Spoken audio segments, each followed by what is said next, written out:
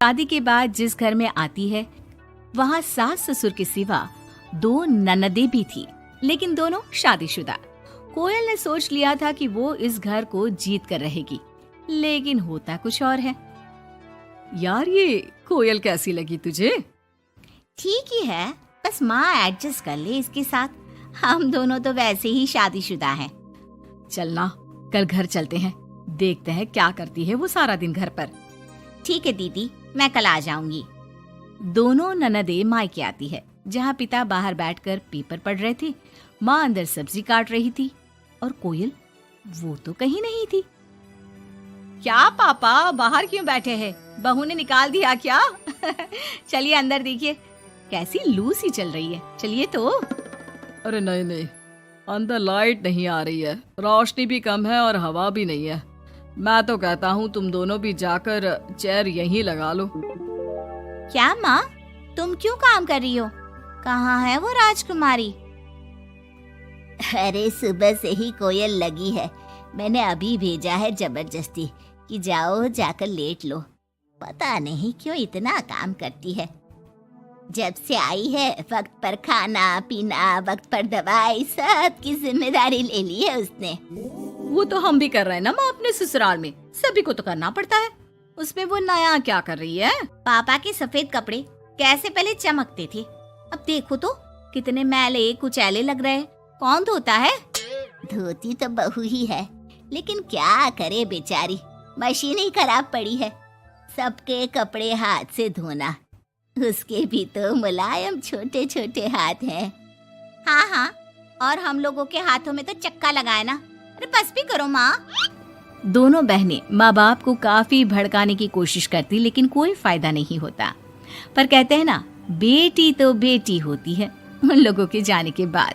क्या बात है माँ जी, कोई आया था क्या? हाँ, वो तेरी दोनों ननदें आई थी। अरे तुम मुझे उठाया क्यों नहीं माँ? मैं भी मिल लेती ना दोनों दीदियों से। अरे ना बेटा, तभी तो तू सोने गई थी। मैंने उन लोगों को खाना बनाकर खिला दिया, चिंता ना कर। कोयल को सास की बात अच्छी लगती है।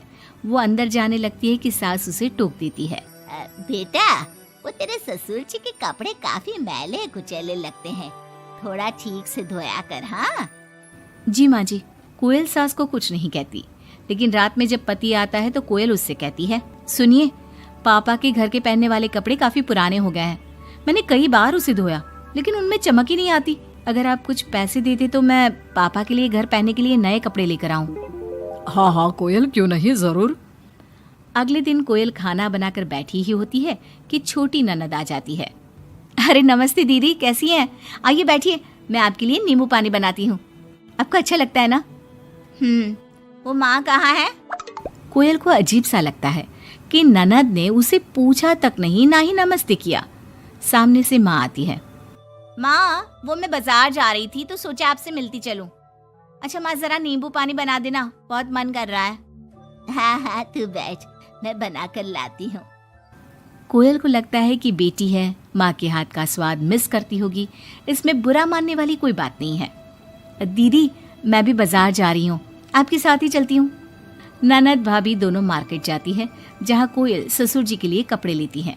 क्या जरूरत है भाभी, पापा को उनकी पसंद के कपड़े ले देती ना, उन्हें ही यहाँ पर लाकर। पर दीदी, पापा तो लुंगी ही पहनते हैं और एक ही डिजाइन की, तो इसमें पसंद नापसंद की क्या बात है? आपसे क्या बोलना। मार्केट में कोयल की किसी दुकानदार से बहस हो जाती है, लेकिन वो देखती है कि ननद उसका साथ देने के बजाय भीड़ का हिस्सा बनी खड़ी होती है, जैसे कि वो उसे जानती ही नहीं। कोयल घर आती है। अरे बेटा, क्या जरूरत थी नए कपड़ों की? पापा, मैंने ना आपके कपड़े धोने की काफी कोशिश की, लेकिन वो पुराने हो गए थे ना, इसलिए ऐसे मैले से लग रहे थे।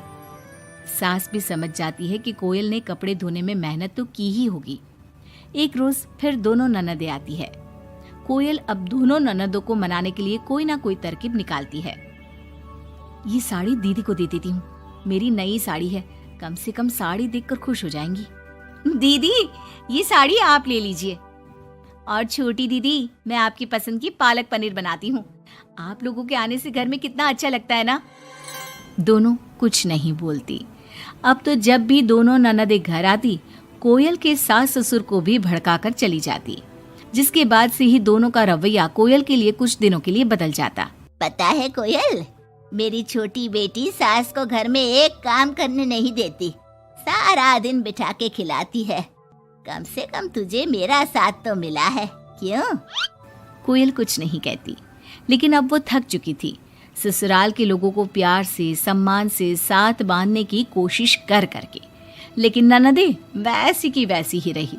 अब कोयल ने सोच लिया कि वो ननदों से बात करेगी। जब बड़ी ननद घर पर फोन करती है, हेलो हेलो कोयल, माँ को फोन देना। सभी को फोन लगा लिया लेकिन कोई उठा ही नहीं रहा। ओह, तभी आपने मेरे फोन पर फोन किया दीदी, और वो भी सीधे माँ से बात करने के लिए। क्यों, मैं नहीं हूँ क्या? या मेरा हालचाल पूछने की आप लोगों को जरूरत ही नहीं है, या मुझसे मतलब ही नहीं है? क्यों? अरे नहीं नहीं, ऐसा नहीं है, वो वक्त ही नहीं मिलता ना घर के कामों को लेकर।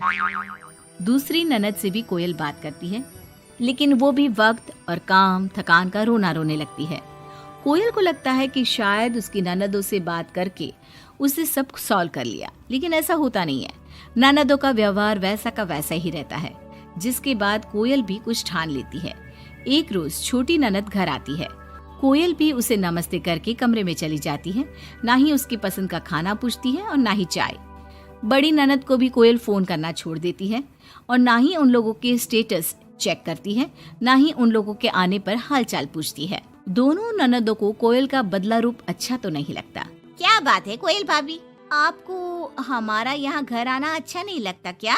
लेकिन हम भी क्या करें, मायका है, माँ बाप है, तो आएंगे तो सही ना। वो काम है थोड़ा, मैं अपने कमरे में जा रही हूँ।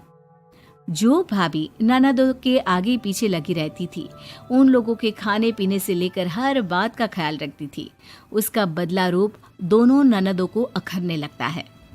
क्या बात है कोयल, अब हम लोगों से बात भी ज्यादा नहीं करती, ना ही फोन करती है।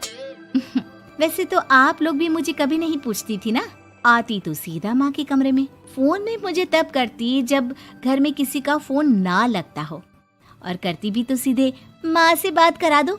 मेरे हाथ का ना खाना खाती, ना सीधे मुंह बात करती। तो मैंने भी अपनी दुनिया में जीना सीख लिया है। अब मैं मस्त हूँ और खुश हूँ। नमस्ते। ये बोलकर कोयल वहां से चली जाती है अपनी दुनिया में।